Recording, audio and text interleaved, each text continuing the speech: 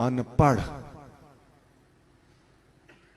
और पुराने जहन वाले कुरान और सुन्नत उठाए फिरते हैं, ये इस किस्म का समझते हैं। और उलमा को अनपढ़ समझने की वजह खुद अनपढ़ होना है। और ये भी याद रखिए कि जो उलूम ये पढ़े हुए हैं, ये जरूरी नहीं कि उलमा ने न पढ़े हों। इनके उलूम उलमा ने पढ़े हुए होते हैं, उलमा के उलूम इन्होंने नहीं पढ़े हुए हैं। मैं पक्की और मजबूत बात कर रहा हूं, दावे से बात। उलमा के उलूम इनके पास नहीं होते, इनके उलूम उलमा के पास होते हैं। भाई क्या इल्म है इनके पास? अंग्रेजी बोल लेते होंगे। Okay, come on, talk in English, I can speak it frequently. मैं धड़ल्ले से फराफर इंग्लिश बोल सकता हूं। ये कौन सी बड़ी बात है? ये कोई इल्म है? अंग्रेजी तो अंग्रेज औरतें, बुढ़ियां, अनपढ़, जांगली अंग्रेज भी अंग्रेजी बोलती है। जांगली अंग्रेजन अंग्रेजी बोलती है कि नहीं बोलती? ये कौन सा फख्र की बात है? इसकी वजह से हम बख्शे जाएंगे, कब्र में आजाद हो जाएंगे, जन्नत मिल जाएगी। अंग्रेजी बोल तो अरबी बोल लेना भी जन्नत की तसल्ली नहीं देता। अबू जाल को अरबी ठीक ठाक आती थी, बड़ा फसीह हो बलीग आदमी था। हकीकत पसंद बनाओ, तुम साइंस उठाए फिरते हो।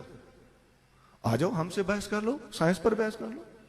मालिक्यूल तुम समझते हो मौलवी को नहीं आता, एटम नहीं आता, न्यूक्लियस नहीं आता, प्रोटॉन न्यूट्रॉन नहीं आते, इलेक्ट्रॉन नहीं आते, लेप्टॉन नहीं आता, क्वाजिक नहीं आता।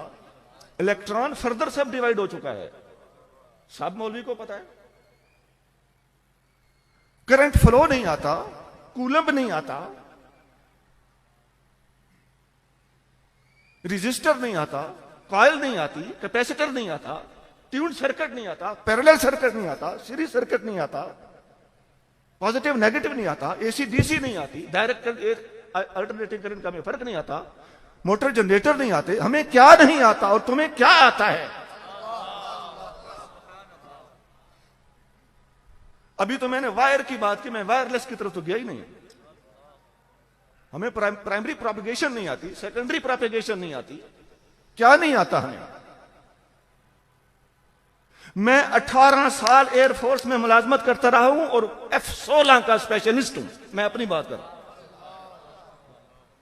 F-16 का फ्लाइट कंट्रोल स्पेशलिस्ट हूं।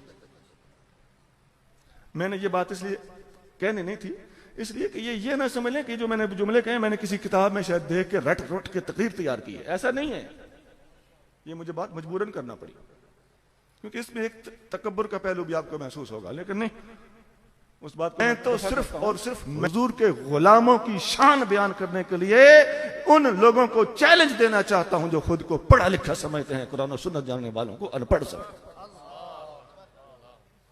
वो तुम्हारी इकोनॉमिक्स जो आज तक ट्रेड साइकिल को ही नहीं एडजस्ट कर सकी, जो हर 8 साल के बाद आता है, और तुम तलब और रसद के तवाजुन से कीमतों का तयन करते हो, और इसने वो फसाद बर्पा किया है मार्केटों में कि माशियात तुमसे कंट्रोल नहीं हो रही।